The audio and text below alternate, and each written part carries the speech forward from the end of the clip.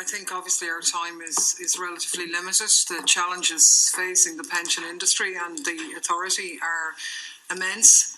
I would say that the role of the Pension Authority hasn't probably assisted in the crisis over the past period, and we'll struggle to get to the bottom of it here in one session, or even in a dull term, you'd grapple with that. But I mean, I do think it is appropriate that we would take the opportunity to question your expertise for the appointment. We were certainly led to believe that that was a role of this committee, even though it's a little bit weak when it's not going to make any difference to the appointment, and obviously are aware of the discussion around whether that appointment was appropriate or not, but that wasn't your decision, but obviously it's something that's in the public domain.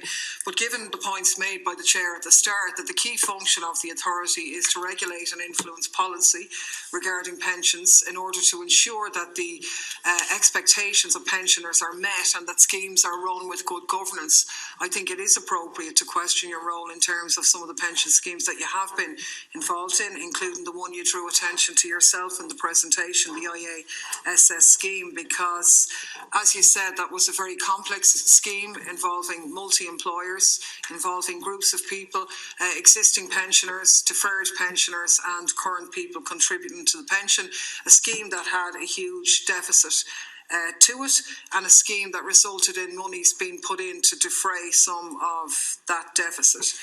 Now, I suppose the problem and the real travesty, I would say, is not anything that's been said in the Dáil, but actually has been the impact of those decisions on the livelihoods of the various component parts who were affected by what went on in that scheme.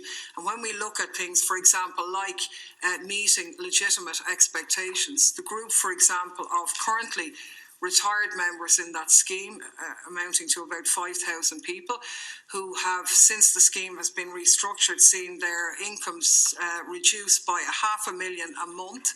These people were specifically excluded from any of the talks around the negotiation process into that scheme. And yourself, in your capacity, both as, on the board of Aer Lingus and more particularly in terms of ICTU, stood over that process where those people did not have a voice in negotiations, going against the idea, if you like, nothing about us without us.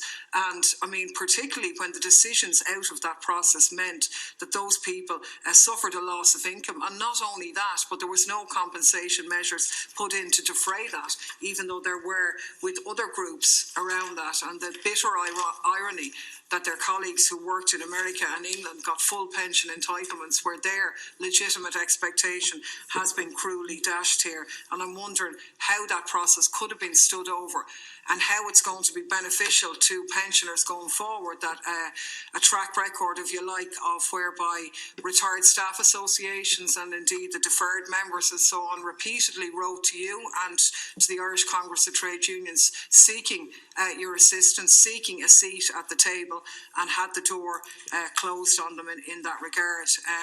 I'd be a little bit concerned as well in the sense of that the trade union movement has not advanced this very necessary provision, as far as I'm concerned, that pensioners, who many instances are former trade union members, once they retire, should have access to, say, workplace relations bodies and so on in matters that refer to their pensions. We try and keep the initial question to around the 3 minutes. So if you had, because I will let people back in a second. Sure, so I'll come back in. But I'm wondering why you think that would help pensioners in your new authority. And I suppose in light of what the Chair has said, I mean, what would you say to people who say and have said that given that you were Director of the Central Bank for 14 years, that the banking inquiry has been quite scathing of and made the point that the central bank had sufficient powers to intervene.